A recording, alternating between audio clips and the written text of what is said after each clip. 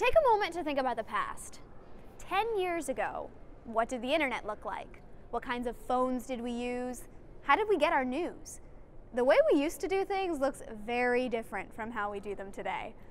Researchers, scientists, engineers, and policymakers strive for technologies that provide clean, renewable energy.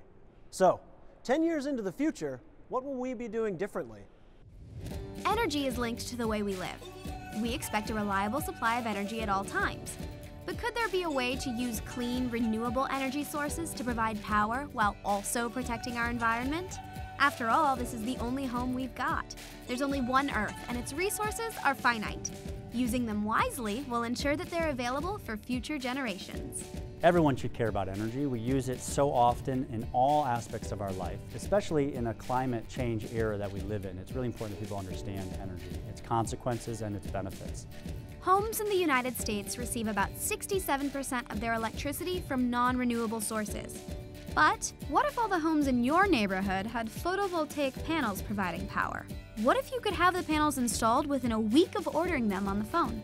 On average, it can easily take over a month to up to 6 months for a consumer to choose solar. That's a significant amount of time, right? And so we're working with state and local governments to speed up that process, to make it easier for consumers to go solar. We're also developing technologies that will enable that to happen. We're working on systems that will just talk to the utility. You plug in the solar panels on your house, it says, I'm a solar system, I'm safe, I pass all these tests, and it just plugs in. Solar panels already cost 1% of what they did 35 years ago, but researchers still continue to improve their abilities. It's possible to make these solar cells with as many as 4 or 5 different materials stacked on top of each other, and each material is better at absorbing photons of a certain color, because sunlight, of course, is made up of many different colors. And if each one is tuned to work particularly well with a particular color, and they all work together, you can get much higher efficiencies. And top efficiencies that are achieved today are approximately 46%. One of the things we're hoping to do in our lab is to be the first in the world to break the 50% barrier, because we think that'll be a nice milestone. 50% may not sound very energy efficient, but as a comparison, an incandescent light bulb is only about 2% efficient at producing light. These light bulbs produce far more heat than light. You might want to rethink all those old light bulbs in your home. The energy is not stuff like matter. This book, I can measure and calculate the mass, but we can't isolate energy to measure it directly.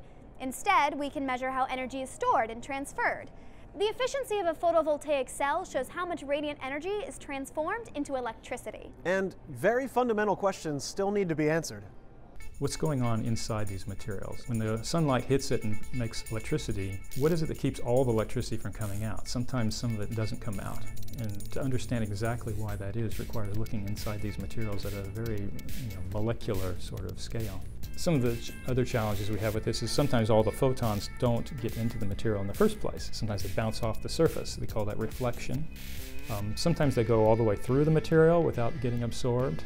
We have a variety of schemes that we work on to do what we call light trapping, so that even if it goes all the way through, it bounces off the back and it has a second chance to come back through and get absorbed. Producing reliable, clean energy is part of the puzzle. Conserving and using the available energy wisely is another part. How can our knowledge of the sun and radiant energy be integrated into how we design our homes? Just the way you design a building can be different. If you change the angle of the building a little bit so that sun hits it in different ways, thinking about the sun and how light from the sun is going to heat and cool your building is just a major change in how we're designing an architecture. We can design a house so that it only needs 10% of the energy. You can heat the house basically with a hairdryer. We can reduce the energy in houses by 90%. You don't pay a lot for insulation. It's there forever, and it reduces the energy forever. So insulation and most of the things you can do architecturally to buildings last the life of the building. The growing demand for renewable energy sources drives the development of new technologies to capture, use, and conserve that energy.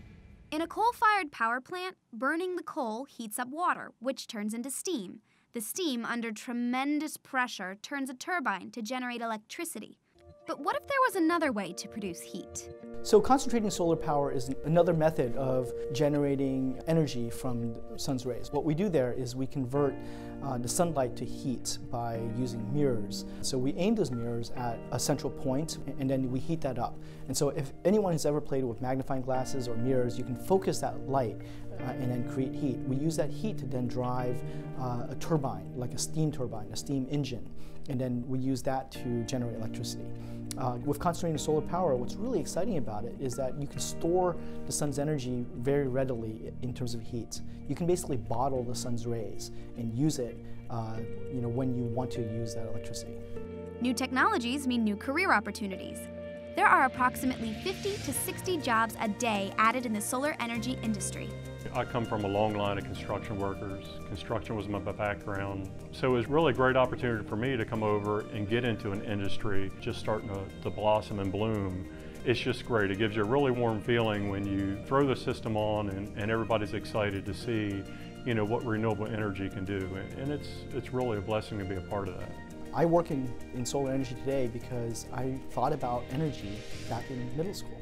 Back in 7th and 8th grade, I was inspired by my teachers at the time to think about energy and population growth in our environment. With more and more people in this world, sharing scarce resources, we have to think of new ways to make energy. The next generations of scientists and engineers are in school today, right now. They're in our elementary schools, they're in our middle schools, and they're in our high schools.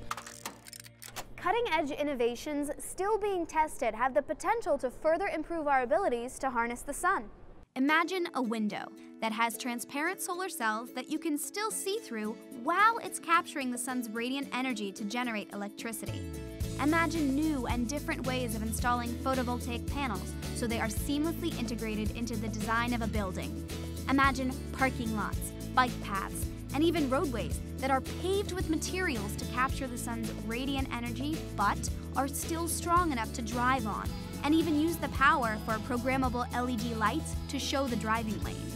The future is full of possibilities and new ideas to harness the sun's radiant energy while also protecting the Earth and its resources. We have a responsibility to save the Earth, and nature doesn't deal in dollars. Nature deals in energy. So nature's always interested in the energy balance of everything.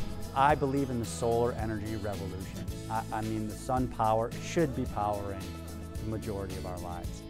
It's beautiful, it's clean, it doesn't release any carbon dioxide in the atmosphere, and it's cost competitive, and it creates American jobs. So I think the future is extremely strong.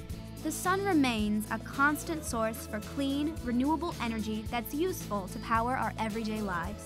Our ability to innovate and improve technologies could vastly change how we understand the world around us and how we live at home. Clearly, we have the ability and ingenuity to harness the sun's radiant energy to power our lives. Though questions still remain, innovation is always a process. How can we continue to increase our understanding of the sun and its radiant energy? How can we further push the boundaries of technology to conserve resources while providing reliable and useful energy?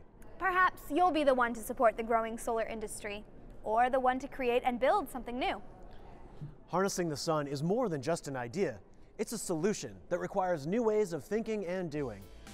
From all of us at the Fairfax Network, thanks for watching.